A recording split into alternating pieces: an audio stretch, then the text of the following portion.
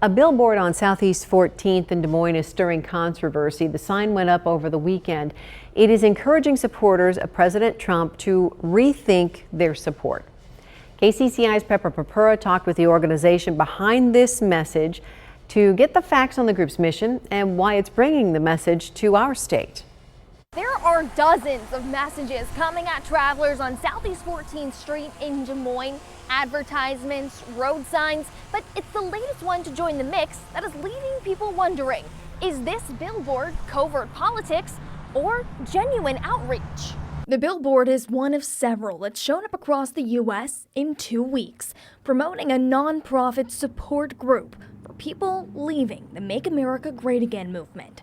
We created our community as a new destination and an off-ramp for those who feel like they can no longer support the MAGA movement and support the president, but needed a place to go. Rich Lodges is the founder of Leaving MAGA. He's a former Trump supporter who began questioning the president during the pandemic. I'm one of those who fell down the MAGA wormhole. He says the goal is to reach those having doubts, not to push a political party. We want them to know that we have been where they are. It's also okay to change one's mind. Lodges says the Des Moines billboard cost about $4,000 and will run for at least 4 weeks, funded through small dollar donations. He says the group has already received a handful of inquiries from people seeking help.